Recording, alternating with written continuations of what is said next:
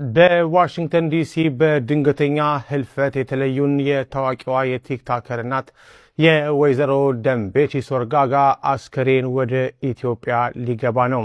ስርዓተ ቀብራቸው አርብ ይፈጸማል ተብሏል። ዝርዝሩን በአጭሩ አቀርባለሁ። ከሰሞኑ በሜሪላንድ አሜሪካ በድንገተኛ ሁኔታ ህይወታቸው ያለፈው የቲክቶከሯ ሀና እናት ወይዘሮ ደንቤቺ ሶርጋጋ ስርዓተ ቀብር መርሃ ግብር ይፋ ተደርጓል።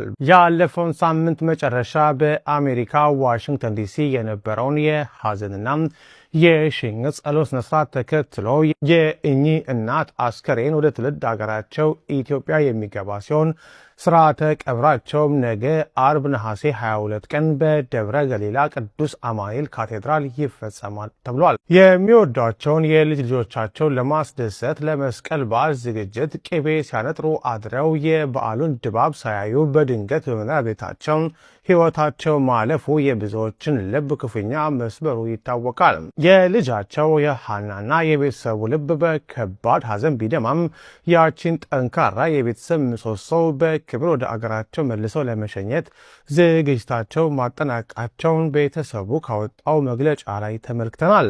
ቤተሰብ ለዛሀበሻ የላከው የስርዓተ ቀብርና የሽኝት መርሃ ግብር እንዲህ ይላል። አርብ ነሐሴ 22 ቀን ከጠዋቱ 12 ሰዓት ተኩል የክቡር እናታችን አስከሬን ከሀገረ አሜሪካ ቦሌ ዓለም አቀፍ ኤርፖርት ሲደርስ በአባቶች በካህናት በመዘምራንና በቤተሰብ አቀባበል ይደረግለታል።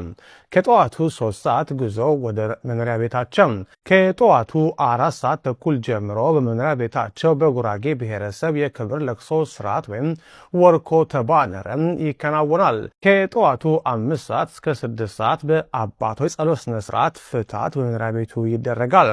ከቀኑ 7 ሰዓት ተኩል በዝማሬ የታጀቡ ወደ ደብረ ገሊላ ቅዱስ አማኑኤል ካቴድራል ጉዞ ይደረጋል። ከቀኑ 8 ሰዓት ከ15 ጀምሮ ደግሞ በተከታታይ በአውደ ምሕረት አቀባበል በደብሩ ሊቃውንት የፍትሐትና ወረብ የህይወት ታሪክ ንባብ፣ የአበባ ጉንጉን ማበርከት፣ የቤተሰብ ምስጋናና የወንጌል አገልግሎት ይከናወናሉ።